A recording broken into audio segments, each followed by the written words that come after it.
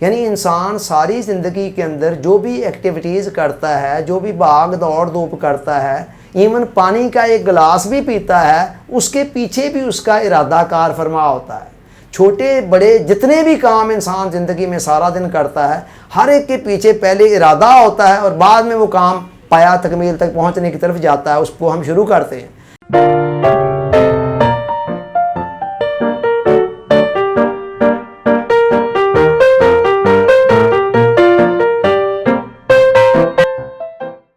Dear audience, السلام علیکم۔ 5 minute lesson series میں ہمارا جو ٹاپک چل رہا ہے رموز حیات، آج اس کی ہم اختتامی گفتگو کرنے جا رہے ہیں۔ اللہ رب العزت نے جو کائنات کا نظام بنایا ہے اور انسانی پرسنالٹی کو اس طرح بنایا ہے کہ انسان کی جو عملی زندگی ہے وہ اس کے ارادوں کے ماتحت ہوتی ہے۔ یعنی انسان ساری زندگی کے اندر جو بھی ایکٹیویٹیز کرتا ہے، جو بھی بھاگ دوڑ دھوپ کرتا ہے، ایون پانی کا ایک گلاس بھی پیتا ہے، اس کے پیچھے بھی اس کا ارادہ کار فرما ہوتا ہے۔ چھوٹے بڑے جتنے بھی کام انسان زندگی میں سارا دن کرتا ہے، ہر ایک کے پیچھے پہلے ارادہ ہوتا ہے اور بعد میں وہ کام پایا تکمیل تک پہنچنے کی طرف جاتا ہے، اس کو ہم شروع کرتے ہیں۔ اچھا، ارادے کے پیچھے کیا ہوتا ہے؟ ارادے کے پیچھے انسان کے ذہن کے اندر جو خیالات چل رہے ہوتے ہیں، جو جذبات ہوتے ہیں، جو افکار ہوتے ہیں، جو عقائد ہوتے ہیں، جو تصورات ہوتے ہیں، جو نظریات ہوتے ہیں، یہ ساری چیزیں ارادے کے پیچھے ہوتی ہیں، جو ارادے کو ایک خاص شیپ دیتی ہیں۔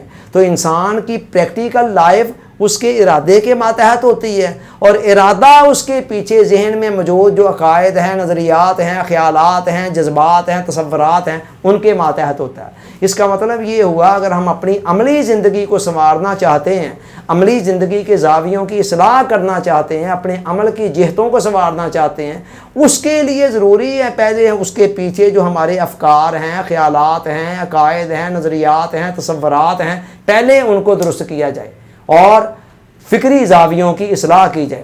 تو فکری زاویوں کی اصلاح کے لیے سب سے پہلا سرچشمہ ہمارے پاس قرآن مجید کی صورت میں موجود ہے، جو اللہ کی طرف سے آنے والی گائیڈ بک ہے، اور جس کے اندر پوری زندگی کے لیے ہر معاملے کے اندر فنڈامنٹل اور بیسک قسم کی انسٹرکشن جو ہیں وہ دے دی گئی ہیں۔ قرآن مجید نے ہر معاملے کے اندر کچھ اصولی ہدایات ہمیں دے دی ہیں اور ضمنی معاملات کو چھوڑ دیا۔ تو بنیادی باتیں تقریباً ہر معاملے کے اندر کیا صحیح ہیں کیا غلط ہیں وہ قرآن مجید کے اندر درج ہیں۔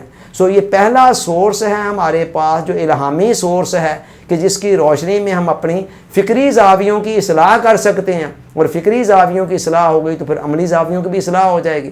اور اس کے بعد دوسرا سورس کیا ہے؟ وہ حدیث نبوی صلی اللہ علیہ وسلم ہے۔ حضور علیہ السلام کے فرامین جو ہیں اور حضور علیہ السلام کا اپنا اسوہ حسنہ جو ہیں، حضور علیہ السلام کی سیرت، سنت اور حدیث ملتی جلتی چیزیں ہیں نا، یہ حضور علیہ السلام کے ساتھ ان سب کا تعلق ہے نا۔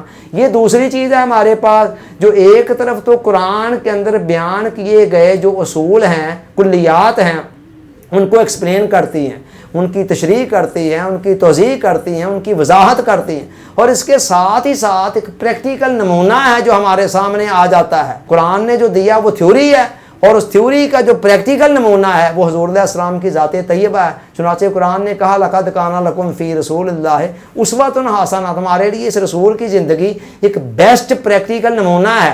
تو تھیوری بھی بندے کے پاس ہو اور پریکٹیکل بھی ہو تو پھر فکری گمراہیوں سے بچنا آسان ہو جاتا ہے۔ اور اس کے ساتھ ساتھ چلتے چلتے علم نفسیات، جو بے شک اس درجے کی تو نہیں ہے، یہ پہلے والے دونوں سرچشمے تو الہامی ہیں، تو اس کے ساتھ ساتھ جو انسان کو اللہ نے وزڈم دی اور اس کے نتیجے میں مائنڈ سائنس، علم نفسیات نے بھی انسانی شخصیت کے بہت سارے گوشوں کو آشکار کیا، انسانی ذہن کے افق کو وسیع کیا۔ تو تیسری چیز اگر مائنڈ سائنس کو بھی لیا جائے اور اس کے اندر جو انسانی زندگی کے شخصیت کو سمجھنے کے جو فارمولے دیے گئے ہیں ان کو بھی لیا جائے، تو اس کے نتیجے میں بہت ساری اشکالات، بہت ساری الجھنوں کا انسان کو حل مل سکتا ہے۔ تو یہ 3 بڑے بڑے سرچشمے ہیں انسان کے پاس فکری زاویوں کی اصلاح کے حوالے سے، جن میں سے پہلے 2 الہامی ہیں، خدائی ہیں، اللہ کی طرف سے آنے والی ہدایت کے ہیں، اور تیسری انسان کو جو اللہ تعالیٰ نے صلاحیتیں دیں اور اس کی روشنی میں اس نے زندگی کے جن حقائق کو سمجھا ان پر مشتمل ہے۔ ان تینوں کو اگر انسان ان سے استفادہ کرتے ہوئے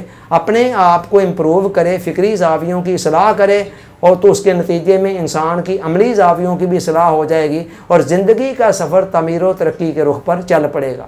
ہم نے پچھلے چند لیکچرز کے اندر رموز حیات کی صورت میں جو فارمولے بیان کیے ہیں، یہ سارے کے سارے فارمولے وہ ہیں جو قرآن کی بھی روشنی میں ہے، حدیث نبوی صلی اللہ علیہ وسلم کی بھی جس کی تصدیق کر رہی ہے، اور پھر مائنڈ سائنس کی روشنی کے اندر ان کو ترتیب دیا گیا ہے۔ ان کو اگر آپ شعوری طور پر ذہن میں رکھتے ہوئے روزمرہ کی زندگی کے اندر اپلائی کرتے ہیں تو بہترین نتائج تک آپ پہنچ سکتے ہیں۔ اللہ تعالیٰ سوچنے، سمجھنے، یاد رکھنے، عمل کی توفیق عطا فرمائے، آمین۔ آپ کا بہت بہت شکریہ۔ السلام علیکم۔